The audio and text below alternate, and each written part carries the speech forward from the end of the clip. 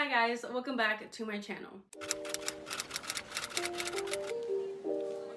So for today's video, I'm going to be doing my mid-month July wrap-up. I know it's a little late, but let's get her done. First book that I picked up in the month of July was Property of the Mountain Man by Gemma Weir. So our heroine Bonnie works at this coffee shop, I believe. Now mind you, if I don't get these all correct, give me some grace because it's been a minute. But she works at a coffee shop, and we have our hero Bo, who goes into this coffee shop, and he basically has been going to this coffee shop for like 2+ years, I believe, and he's always there when our heroine closes up shop, and he like waits for her to get in her car, and he's like very protective, right? And then one day Bonnie gets approached by this dude, and Bo gets really jealous, and it kind of opens his eyes to the fact that Bonnie is his. This is a over-the-top alpha asshole hero. This hero is not for everybody. He was very, very over the top, which I believe is probably all that the author Gemma Weir writes. I didn't mind it because I knew firsthand she does have a warning at the beginning of her video. But yeah, this is basically, like I said in my review, a really, really long novella. It is smutty. It is filled with smutty scenes. I liked our hero and I liked our heroine. I liked their dynamic. I thought it was playful, but I also kind of got tired of the book because it was so long and it was giving very much novella vibes. But it was like 300 pages. I feel like this could have been cut down like 100 pages because these characters didn't really need a total of 300 pages because it's not like they were fleshed out. This book is basically the hero and the heroine going back and forth, with the heroine not wanting the hero, and the hero is basically telling her like, I don't care, I want you, you're mine, that's it. And then at the end, the hero gives the heroine what she wants, and then she realizes that she wants him, and they get back together. So I was liking it very much in the beginning, but by towards the end, I would just kind of fell off and I didn't care. I did finish it. The smut scenes were really, really good. I just felt like this should have been shorter, essentially. Next book that I ended up reading in the month of July was Anchor of Secrets by Tessa Hell. I actually listened to the audiobook of this. I will say, I have a full review on my Goodreads if you guys want to check that out. I have my Goodreads always linked down below in the description box. But essentially, when I was writing down my notes for this, I don't remember anything about this book. So I kind of jogged my memory with my review, but we have our heroine Layton, and I cannot tell you what the heroes are because this is a supernatural, paranormal, new adult college romance. Did I say it was her first harem? Because it is. There's like 5 guys, I believe, and I can't remember any of their names. So yeah, I don't know if I will be continuing this series. Maybe. I do really enjoy the audiobooks. It's just something fun for me to get into. There's not much I could tell you about this book. It is the second book in this series. I really grew to love Layton more in this book, and I liked how she further developed her relationships with each of the guys as well as all of them together. And I liked how there was a lot more smutty scenes in here that were essentially creating stronger bonds between the characters. So I really enjoyed it. I did end up giving Anchor of Secrets by Tessa Hell 4 stars. Did I tell you what I gave Property of the Mountain Man? Going back, Property of the Mountain Man, I gave 3 stars. Third book that I read in the month of July was Harbor Master by Cassie Mint. This is one of her new novella series that she's been dropping. We have a hero who finds our heroine stranded in this boat. She wakes up with amnesia, so definitely amnesia trope if you like that. And there is caretaking in here. I really liked this one because it was so different, and I liked how our hero was super grumpy, but he was also very protective and possessive of our heroine, and how he didn't want to take advantage of her because once she got her memory back, she would leave him. And it was just overall very cute. I liked the smutty scenes, and I love Cassie Mint novellas. I gave that one 3 stars. After that, I finally finished Part of Your World by Abby Jimenez. I ended up giving this 5 stars. I did end up reading this on audio. I thought the audio was perfection. I loved the hero narrator, and I loved our heroine narrator. So in this story, we have Daniel, who is a small town guy. He runs a bed and breakfast, and he owns this silly goofy dog. And then we have our heroine, who is a doctor, comes from a very wealthy family, and she's just been going through it with her ex, who's very mentally abusive towards her, and her family life is not the greatest either. She's actually, I believe, leave on her way home when she ends up going into a ditch. And we have our hero Daniel, who ends up helping her out of this ditch, and then they further have kind of this one night stand, instant connection, totally soulmates. They go on from here. They end up having this whirlwind of a romance, but it's very difficult for them to actually be together. This is definitely opposites attract. Small town guy, big city girl. Alexis really doesn't see any way of them being together, and Daniel is just head over heels for Alexis. He knows that she is the one, and he is such a simp for her. He is also a very sweet hero. I overall loved this.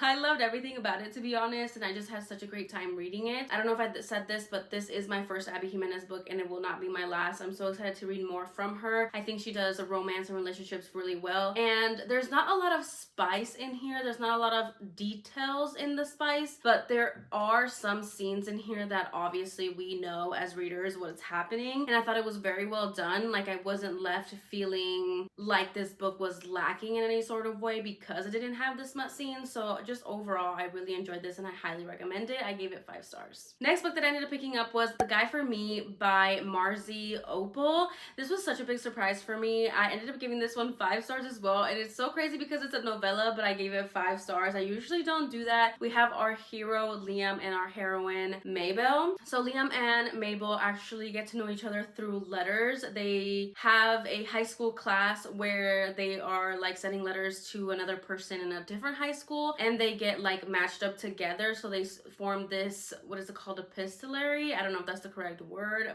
romance. And I thought it was very sweet. Liam is a very insecure boy. He had been going through so much during high school, and Mabel was that light for him. Mabel saw Liam as her best friend, and he was always there for her. And fast forward, they have continued their relationship through letters and moved up to texting. I loved Mabel. She is a curvy plus size influencer, and I just loved everything that she stood for, her confidence, her self-love. And I also really loved Liam because he was just such a simp for Mabel, and he was just insecure, but he was definitely giving cinnamon roll in the streets but alpha in the sheets. Has so many tropes in it, but I kind of want you guys to go in it blind. I just thought it was so good. There is groveling in here. There is so much pining from both of them. I just overall really enjoyed it, and I loved it, and it just hit at the time that I was reading it, so I gave it 5 stars. Then I ended up picking up Taken by the Dark Elf King by Charlotte Swan. I ended up giving this, I believe, 3.5 stars, rounded it up to a 4. We have our heroine Princess Elvina or Elvie, and then we have our Dark Elf King Arcane. So this is a faked into marriage, fated mates sort of romance. So we have our dark elf, who is our hero Arcane, and we have a light elf, which is Elvie. They have this tradition where they go to this ball and the king ends up finding his mate or choosing his wife. Arcane has ulterior motives. That's why he is mostly hidden during this, but they eventually get together. There's not much that went on in here.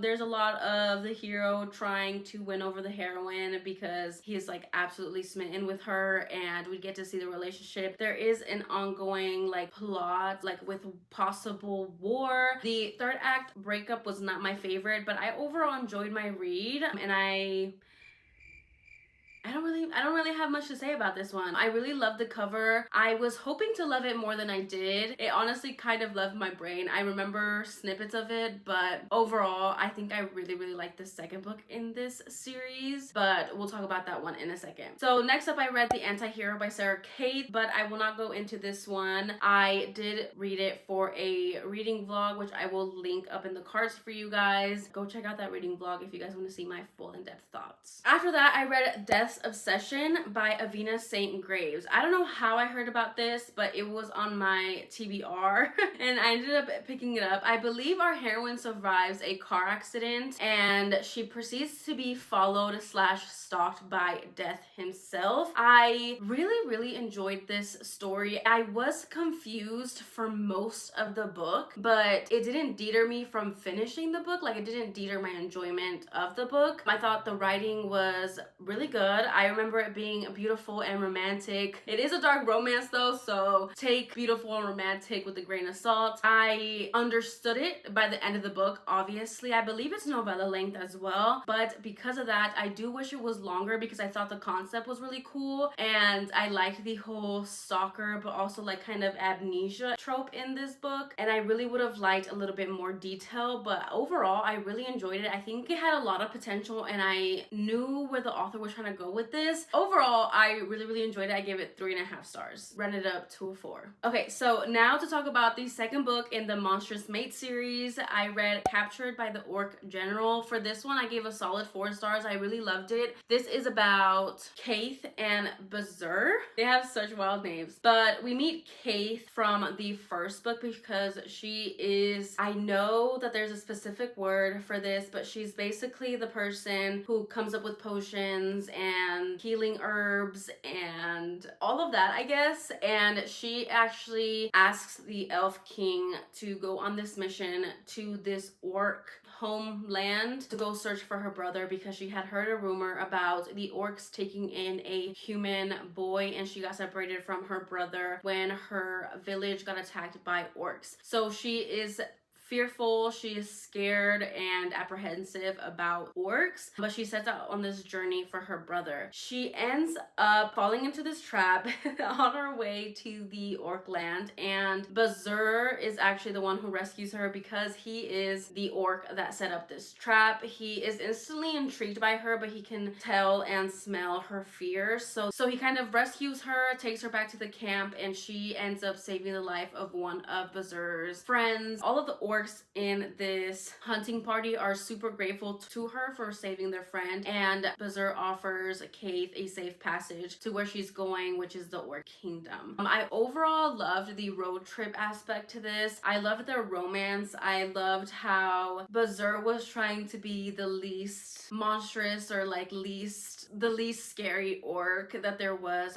for Kaith because he could notice her fear, but he was also very protective and possessive over her. I just overall loved their dynamic. I love how long it kind of took them to build this relationship and get to know each other, and I loved seeing Kaith unlearn her fear and see that not all orcs are the same, and I just loved seeing Kaith and Bazur fall in love, and it was just so cute. I enjoyed the whole entire book. The smutty scenes were amazing. I really loved it, and I love this cover. I think this cover is so cute, and yeah, I give this all 4 stars. I really loved it. Then I ended up picking up the Krakens Sacrifice by Katie Robert. I picked up the series again because I had read the first book in this series, but I kind of just lost track of this series and like when the new books were coming out. This is about our heroine Catalina and our hero Azazel. Catalina makes this deal. I can't remember why she makes the deal with the demon, but she is auctioned off to the Kraken Azazel. This one was cute and steamy, but honestly very forgettable. We have our heroine who is kind of a little bit insecure, and then we have our hero who is a very quiet, stoic hero, and he like has a bride because he like gains power, but overall he doesn't really want her there, and she knows that, but she can't help but like bother him. So I kind of liked that because she would always get into his space. She kind of takes him out of his comfort zone, but overall it was good while I was reading it, but like I said, very forgettable. I believe I gave this 3 stars. Last book that I read in the first half of July was The Gargoyle Captive by Katie Robert. I did continue this monster series. This one is about Grace and Bram. So our heroine makes the deal with the demon because she wants to find out more about her mother and how her mother died, because her mother did make a deal with the demon as well, but she obviously is no longer alive. And Bram is a gargoyle, and he is very quiet and kind of stoic as well. His people believe that he's cursed because of what happened to his family, and so he just feels very unworthy of love. The heroine tries to escape multiple times, and the hero goes and chases after her, which I really liked, but then they set up this kind of game that every time she gets captured by him that he gets to do and have steamy times with her when he catches her. There is a slight reverse like dom sub love thing going on. There's a little bit of praise coming from the heroine to the hero, which I liked. It was very sweet and tender moments, but I did think that the big reveal was so obvious from the beginning that like that little plot twist was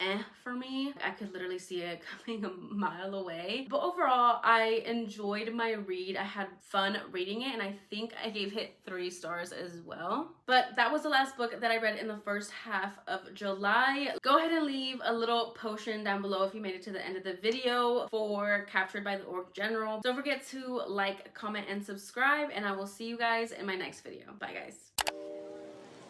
guys.